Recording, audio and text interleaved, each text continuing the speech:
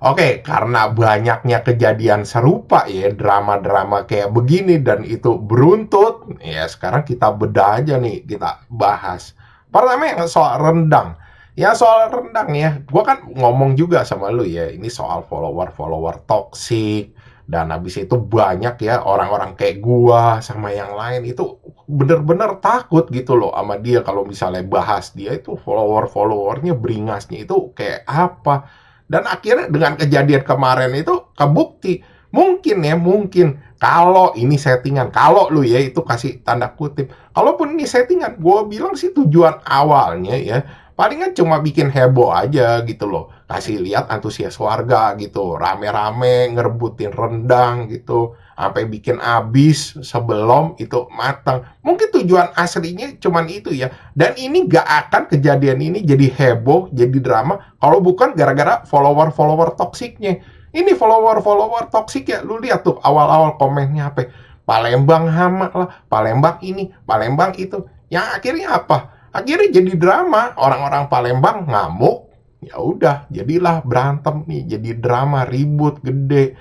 Ya kalau gue sih ngelihatnya awalnya ya, gue masih mempertanyakan, ini orang yang mampir doang, apa emang follower-followernya? Tapi habis ada kejadian-kejadian aftermath-nya, gue bisa ngelihat ini beneran follower-followernya emang toxic.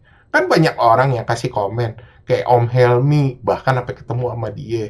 Habis itu Chef Arnold, habis itu Bobon. Lu lihat, banyak yang kayak gue bilang tuh, ada orang yang clipping-clipping picture lah, video, dikasih narasi-narasi gitu, supaya nyerang ke sono. Habis itu komen-komennya mereka juga itu diserbu abis-abisan, dikata-katain.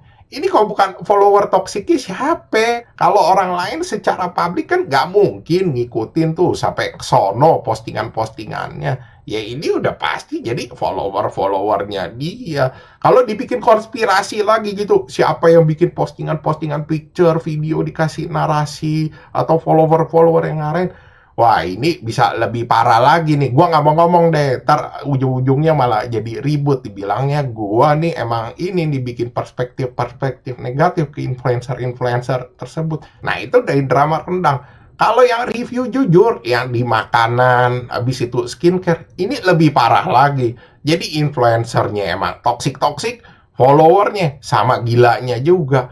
Mereka ya kalau misalnya udah ngejelekin sesuatu gitu loh, nge-review biang kayak kata review jujur, itu langsung anjing follower-followernya nyerang abis-abisan. Tai, gue bisa ngeliat itu kenyataannya. Itu kalau perlu brandnya sampai teriak-teriak nyerah, atau kalau perlu ya lu bangkrut ya bangkrut sebelum di stop sama influencer yang bilang udah. Dan menurut gue itu sangat amat goblok ya.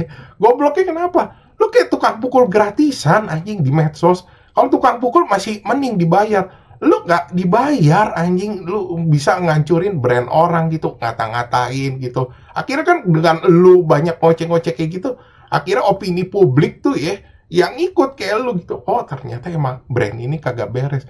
Dan lu juga cuma dikendalin sama satu orang gitu. Ya gue juga bingung sih kenapa orang ya nggak berpikiran kritis gitu loh. Kadang brand-brand ini udah ngebela diri, kasih data-data, atau kasih pembelaan gitu, mereka nggak mau denger, pokoknya diserang terus aja abis-abisan gitu loh, sampai ada kata stop dari influencer. Gue bingung kenapa orang nggak bisa berpikir gitu, kok ini kasusnya kayaknya aneh ya, review-review jujurnya, atau dengan orang yang punya brand-brand itu udah ngasih pembelaan sama data-data, kan lu mesti lihat, oh iya juga ya ternyata begini. Lah ini enggak, ngomong apa pokoknya diikutin terus aja. Dan gue kasih tahu aja ya, mereka ini nggak nganggap lu sebagai temen, tau gak lu? Lu cuma sebagai tools aja buat mereka bisa neken-neken, buat ngehajar brand-brand. Itu yang kejadian sekarang, tau gak lu? Orang sama follower-follower toxic-toxic kayak begini. Lu jadiin alat gitu loh, buat ya kepentingan mereka aja. Jujur aja sih, gue bingung sama kelakuan orang follower-follower toxic begini sekarang gitu loh.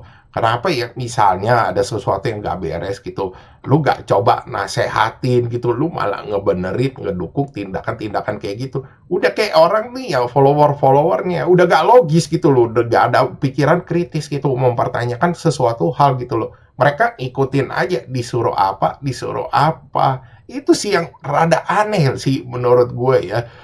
Dan gue juga nganggap ada beberapa orang yang kayaknya kasusnya kemarin dramanya udah gede-gede gitu, Mereka cuma ngomong gini katanya, ya mungkin aja nanti mereka akan tobat gitu loh. Mungkin aja ini karena mereka star syndrome atau mereka karena punya follower gede jadi berubah. Gue sama sekali gak percaya hal ini, tau gak lo? Gue percaya satu quotes ya. Money doesn't change people, it just unmatch them. Itu kita asumsinya sama aja. Money, follower, power. Zaman dulu ya, mereka tuh udah punya sifat kayak begitu, tau gak lo? Cuman mereka gak punya power, gak punya money, gak punya follower buat ngelakuin hal itu. Mereka gak punya kapasitas. Dan ketika mereka punya kapasitas, ya mereka melakukan hal itu. Jadi emang dasarnya orang-orang ini emang begini. Kalau dibilang orang bilang takabur, tapi akhirnya mereka melakukan hal itu lagi. Ya itu bukan yang namanya takabur anjing. Yang gue lihat sekarang ya orang-orang ini apa? Minta maaf cuman di mulut, tapi mereka gak coba benerin atau coba ngeliat gitu, bener-bener ngeliat ada kesalahan. Oh, gue bener-bener salah. Ini yang terjadi cuman apa? Minta maaf di mulut, gak ada perbaikan sama sekali. Ya makanya dengan adanya kejadian-kejadian kayak gini, drama-drama beruntun, ya gue harap follower-follower toksik ini pada kebuka matanya. Lu jangan asal ngedukung orang, tindakan orang, ngebabi buta, sampai kayak begitu. Ya gue harap tuh lu pada ya lebih berpikir kritis gitu loh, mempertanyakan, ini bener gak sih kayak begini? Atau ngeliat tuh minimal dari perspektif yang beda gitu loh. Oh iya ini bener ya kayaknya ya. Oh iya ini salah ya kayaknya. Jangan yang kayak sekarang gitu loh. Lu cuma jadi tulus buat kepentingan-kepentingan orang itu. Tapi sekali lagi ya, gue sih ngelihat keadaannya sekarang, jujur aja sih, gue pesimis. Cuma ya kita lihat aja lah nanti bagaimana. Oke, sekian gitu aja pembahasan dari gue. Thanks for watching. Jangan lupa like, subscribe. Thank you.